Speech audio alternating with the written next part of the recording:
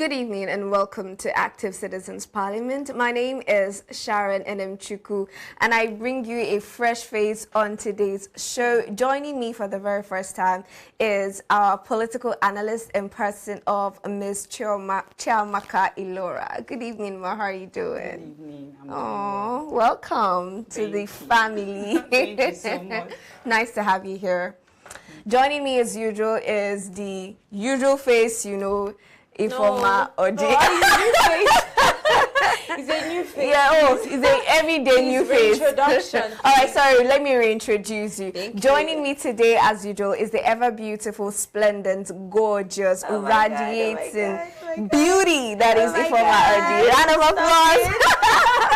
welcome. Thank All right, you. let's go straight to the stories that we have for today.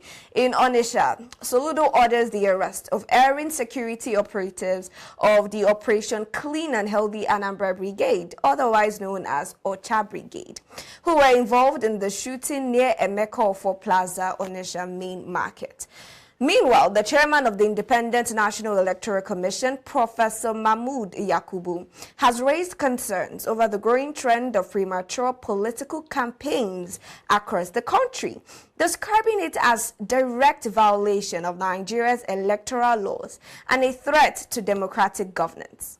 Now, these are the two stories that we'll be treating for Active Citizens Parliament this evening. And we are starting with the concerns of the INEC chairman, Mahmood Yakubu, coming to complain that the situation of the election and the actions of these politicians is quite disturbing, seeing that you were not supposed to be campaigning or canvassing for votes even years before election. We are seeing different political parties doing the exact opposite. But Ifoma, is this new to us? I mean, the whole canvassing even 2 years before the election. Do you think this is new for Nigerians? Do you know why I'm laughing? Why? I'm laughing at the man. The chairman himself. Yes, he has actually made himself a laughing stock for Nigerians. Why you say so? Yes, whenever, I hear that name, I have mixed feelings. It's that feeling of, I don't want to, give him a title. You get, but I feel extremely terrible, and at the same time, I feel I feel this sense of mockery for him or towards him, because I mean, this is somebody that will come out to talk about electoral reforms and the rest of them. Was it last, how many months ago that he was talking about people voting without PVC or the rest of them? And I was saying something like, it's not even about acquiring a voter's card. Does your vote really count? That's what matters. And this man, whenever he comes out to make any headline, I laugh at the headline, because he doesn't even have the that moral stand anymore in Nigeria. People don't take his words or his stance for anything anymore. He has degraded himself. Take a look at how the 2023 election panned out.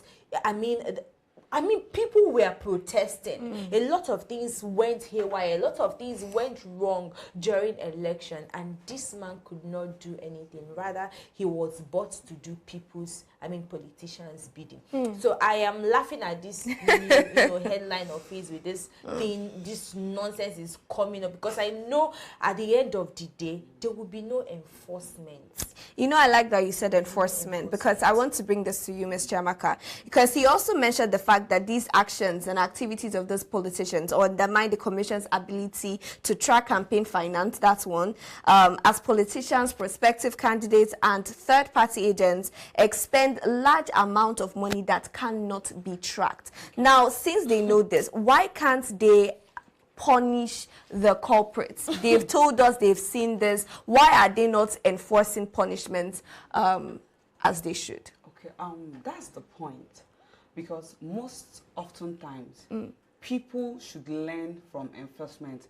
Like when you take someone as an scapegoat, when someone flouts a rule or law and you punish the person, I think it will also give sight for others to refrain from such actions. Yes, exactly. So now, the INEC chairman people has been doing so many things under his watch, and these people are going scot-free. So how do you expect another person to actually, heed to this particular headline, heed to this particular warning? People would not take him serious. People would take him as a laughing stock, because Nigerians has cried out in so many circumstances, reasons, and so many things, but still and yet he has done nothing about that.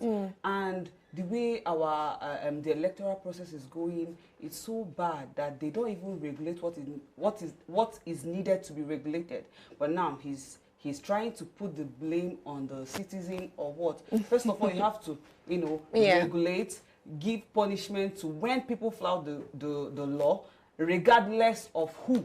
So regardless of who. I like that you said that, so because I also wanted to ask, now we've seen this happening. Who do you now think benefits the most from early campaigns? Do we think is the incumbent or the wealthy politicians? Is it the sitting government that will benefit from this early campaigning, or wealthy politicians? I wouldn't pick a side or people that will particularly, but it depends on your campaign strategy.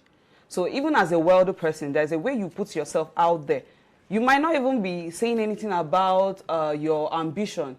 You might just call Nigerians to maybe under a foundation, under charity. It's a form of campaign. So I wouldn't say it's actually benefiting a particular person or team very well. Then when it comes to the incumbent government, they will have a way to say, okay, I've done this, I've done that, and I'm doing this. It's also a form of campaign. So I wouldn't choose sides. All right. Yeah. All right. Something to say. I don't know why this is making me laugh at the same time, making me angry. Like, I'm telling you the honest truth. I do not know why I'm having such a feeling. Because if you talk about, campaign, the only thing I see here is, pay and play. Okay. Where the big fish, takes it all. This is the sitting government that are ruling. So they have the upper edge. They can campaign as much as they want. And what is paining me in all this is the fact that they mismanage the funds that, are supposed to be channeled to different things for campaign. It's as if they're acting like campaign is tomorrow. That is this is what is paining me. And this man that is even coming out to warn them, the looting he did during his time. The pay. This man looted enough money during his time. So when he's talking about warning, or he's trying to place strict rules on how electioneering and election is supposed to be carried out, I laugh at him because he's a typical example of what Ndi will call Odaliwu Ejenga. You're talking about punishing people when during your time you declared a wrong result. And you're coming to tell people that you're going to sanction who? Sanction, start from yourself. First, hold yourself accountable. You know that wrong result. A lot of people will argue with you for that, saying that you did not. You don't want the a lot of people. Oh, okay. But according to what they delivered on that day, when the entire Nigerians were asleep, the person that won is the person that won. And that's what they do.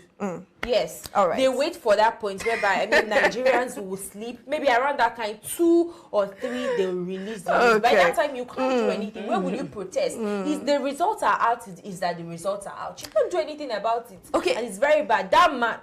Okay. Maybe 2027 is fast approaching. At the end of the day, we're going to see how it's going to all pan out. But my question is, now that they have come out to say this is what they are facing now, what steps can INEC take, or maybe even the civil society take, in order to try and cushion this, the early campaigning? How do you think that they can, put steps in place in order to cushion this? Okay. For the INEC chairman, I think he should start little. When I mean start little, I think he should start with things that he can handle before the 2027 election. So I think he should start small. He has started with his headline, which is the warning. Then he should try to enforce it this time around. Because if he does not, I don't think there's anything he's saying after now that will make sense to Nigerians. So he should start small, start with what he has said now.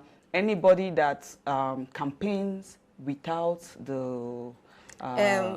before the time they're supposed to campaign. Exactly. Then let's see the punishment that is meted to the person. Then Nigerians will take him serious. Okay. If I'm to say anything on this, I think the media have an important role in this, because at the end of the day, it still falls back or down to the media, because this headline was carried by the media.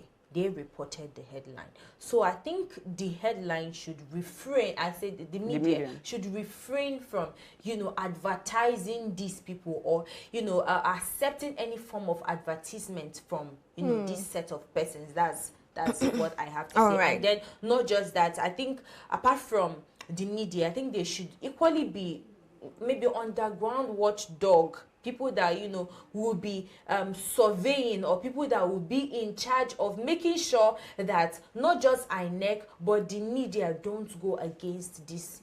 I understand what you're saying. I really like that advice, the media, but the body that is supposed to watch the media, NBC, I don't know, they've been suspending different media stations for different reasons, coming out to critique or criticize the sitting government, whether it be a state government or the federal government.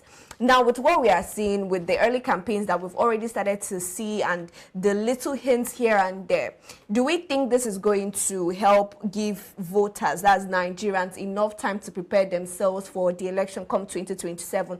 Or will it lead to more votes buying and manipulation? Well, this is Nigeria. This is Nigeria. There is a song that says this is Nigeria. Nigeria. So, not necessarily giving them time to prepare for the election, but then again, there's a way it would help. It will help. There's a way it will help, and I can't deny what we know goes on in the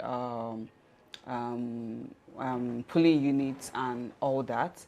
But then again, if there are vices we should, stop, that would help, then it will be a perfect solution to that.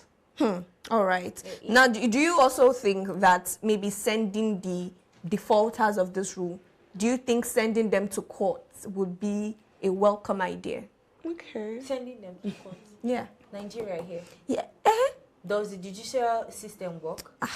That's why I'm asking you. No, that justice, do they display that? Does that body, do they embody justice?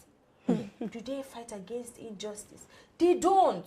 So, I don't want it to look like maybe when we bring up any topic, I will counter it or anything like that. But I think we need a lot of reforms. That's my own. We need a lot. And INEC should be the starting point. Now, what particular reforms? I'm going to throw it to Ms. Chiamaka. Is there any particular reforms you want to see play out in INEC? Okay, first of all, they should, have a reorientation. The whole INEC body. Yes, I think with that, we are starting somewhere.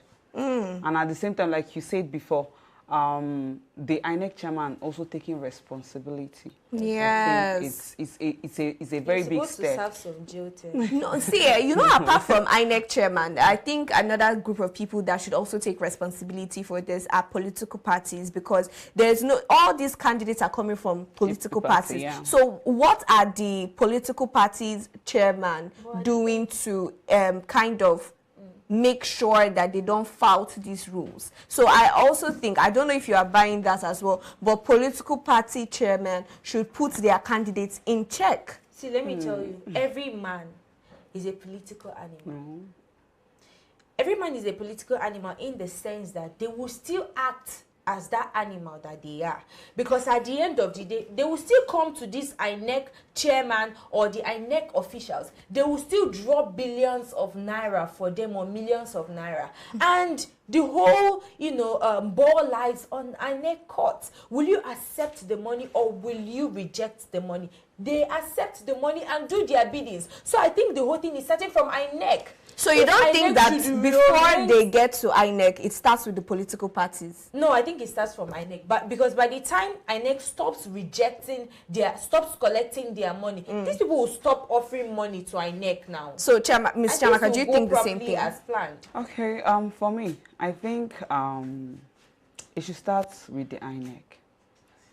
Because even as a political party, I think the parties go to INEC too for their biddings.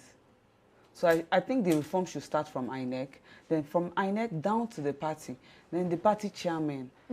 They should always do what is right. They should always regulate their candidates because they are the party leaders. Yeah. So I think from the INEC down to the political parties. All right. So we are seeing the charts way for this, from INEC down to political parties. That means INEC electoral reforms is crucial for free, fair elections in Nigeria. Anyways, we are going to move on to the next story. It is the issue of the shooting in Onitsha, Anambra State, and how Governor Soludo has come out to order the arrest of these heroin operatives. And now I'm going to link this with the scenario. There was a story we had the other day where we talked about the fact that this group, security operatives called the Agune Chamber, went to harass and deprave a young lady that was a copper serving in the state. I don't know if you saw the story, but we talked about it. And now we are seeing this Ocha Brigade who have come out to air in the public space again. And now I'm asking, what political risks does this bring does this create for Governor Soludo's administration? I mean, we have the forthcoming gubernatorial elections that is happening this November. I think first of all, my heart goes to the family. I feel for them.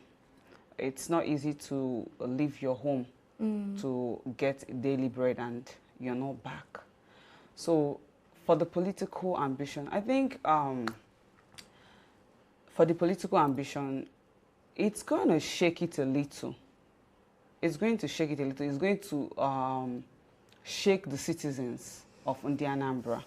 But then again, I feel that Mr. Governor has taken action about these security personnel, this Agune Chamber or Chabigwe.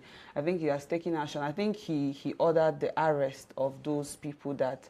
The suspension of the Agune Chamber. Yes, then the arrest of the Ocha Brigade. Yes, yes, he did. Yes. So, Mr. Governor is Governor Soludo. Let me not just say Mr. Governor because I have to be particular. Governor Soludo is a passionate governor. So there are things that he can't. It's not under his, should I say, it's not under his arm to not allow this to happen, but the measures being taken. So Anambra State is such a big state. And I remember why this Agune Chamber was created, yes, because of the insecurity and so many other things. And since that creation, they've also been doing some undercover work. They've also been uncovering crimes too. But it's to cut down their excesses. It's to cut down the fact that they should know how to manage their weapon when they are around civilians. So Mr. Governor is actually doing his best to curtail these things. In fact, I think with in no time they're going to go into a reform, like reorientation again and checkmating these people in the security sector. All right. Now, please, coming over to Ifoma, what do you think? What's your take? Otherwise, I think these security personnel and the politicians or the governance here in Anambra State have actually lost, moral authority. Yeah. And it is quite, sad to hear. I mean, we discussed about the Agune Chamber group the other time, and how nonchalant the governor was about the whole thing. I mean, he granted an interview with Arise TV, and you could see the way he was relaxed. This was a lady that was, molested. This was a lady that was, treated, maltreated in front of the public. She was stark naked, and the way this man was, talking about the whole issue, I'm like, is this how you're supposed to be addressing this if this person was your daughter? And yes, I love the fact that, I mean, he sent those people on suspension, and he actually, sent people to, probe into the whole this thing and make sure. But I think it was not enough, because we discussed it and we're like, it was not enough. Yeah, we did this discuss will need that. to be severely, punished for that. And because of the fact that he didn't curtail this, because of the fact that it was not properly managed, this particular one is happening. Okay, because I felt that everything that has to do with security, see, because of the fact that, I mean, you're holding God. There was an incident that happened last week when I traveled. We had maybe little altercation with some security operatives, and one of them, cocked their guns. And I was like, are you normal? Why are you cocking your gun at me? I don't have a gun. I'm not pointing a gun at you. So these people have even lost that sense of orientation. They don't even know what it means to carry arms and when to use arms. I mean, when we talk about Ocha Brigade, we're talking about orderliness. We're talking about, cleanliness. Why is it that they always, instead of to de-escalate issues, they escalate the issue? Okay. Why? Can I come in here? Can I come in? All here? right, you can. First of all, let me correct something. The people that shot those people in the market, maybe they are not Ocha Brigade. Ocha Brigade went with enforcers. So Ocha Brigade does not have they don't carry arms. So they those don't carry. So those they people went. are still security operatives. Yes. But why did they open fire? That's the point. The I understand. citizens, These are the things that were in the market. We are with weapons. No. So I'm trying to say, you said something about the way Governor Soludo was addressing the issue. I think most times these things are not within our power, but we have to do what we need to do. So he's not doing enough. No, you can't say he's not doing enough. No, do you know that? He's not. No. He dismisses issues. No. The way he dismisses things, it looks as if he doesn't even. But did he take action? He took action. So what I'm hearing from the both of you is the fact that, all right, what I'm hearing from the both of you is that Governor Soludo is making effort, and you don't expect a particular way to handle something that is happening. All right, exactly. And Anambra is big, and what Ms. Solex is saying is the fact that she doesn't think that he has done enough with the previous situation, and this is what led to the current situation of Ocha. I don't think it's led. Yes, I just want to wrap it up so we don't dwell on it for too much. So I'm just trying to wrap it, as long as I understand what you're saying, and she understands what you're saying as well. At the end of the day, I think we need to find that balance between enforcing security and protecting the lives of the civilians that we want to protect, if I'm correct. Now, concerning this, how do you think Governor Soludo moving forward can rebuild the public trust? I'm not saying people have lost trust in him. I'm just saying for the security issues that has been, trailing Anambra State and the sort of bad PR the security operatives is getting currently in Anambra. So how do you think that he can rebuild that public trust? I think, first of all, is starting with this reform I talked about, or reorientation. Then again, the head of these security agents, they should be checkmates. The people, the members of these security outfits should also be checkmates. I think with that, we'll know who is supposed to be working as a security personnel. All right. Yes. Okay. So I feel with that, we are starting somewhere. So we don't just give guns or arms to people that are not, properly trained. Trained and giving orientation on how to handle arms in front of civilians. All right, I like that. And you, Mr. Former? Yeah, I'm still buying the same idea, but I think they should be more stricter, guidelines and rules that is governing this, security personnel. Because if there are no rules, I don't think there should be laws. So I think that these people should know that, I mean, if you do this, they should, there is higher, punishment or sanction waiting or that awaits you when you derail or you actually go against the rule. If they have that sense, and apart from giving them orientation or retraining them, they should equally understand the fact that the people that they are cocking their guns or pointing their guns at are human beings like them. These are people, they should bring it to their knowledge or to their attention that these are the people they are supposed to protect their lives and not take their lives. Now a lot of people have lost their life. A pregnant woman has died because of that. And apart from training them and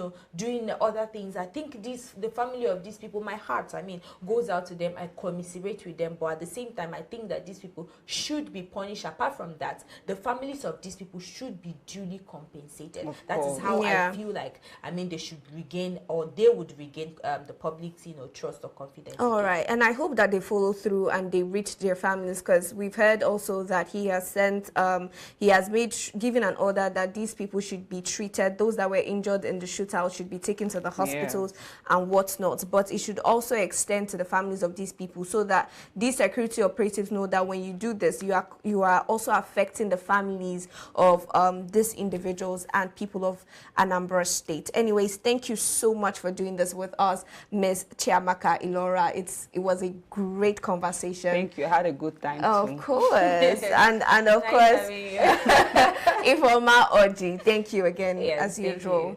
To our VIP viewers, thank you for joining us today. Remember that the comment section is yours. Please drop and share your comments and your thoughts in the comment section. If you've not subscribed to our YouTube channel, you are wrong. Endeavor to do so right away. And follow us across all social media platforms at Active Citizens. You can also find me on my personal page at Sharon Nmchuku and Jurifoma. You can find me on Facebook at Oji Sophia and on Instagram at Miss Alex. Miss Chiamaka, where can they find you? Are you on social media? Yes. Okay. You can find me on Facebook at Chiamaka Ilora Perez. Same on Instagram and TikTok. Okay. So till we see you tomorrow for Morning Pulse, do have a good evening.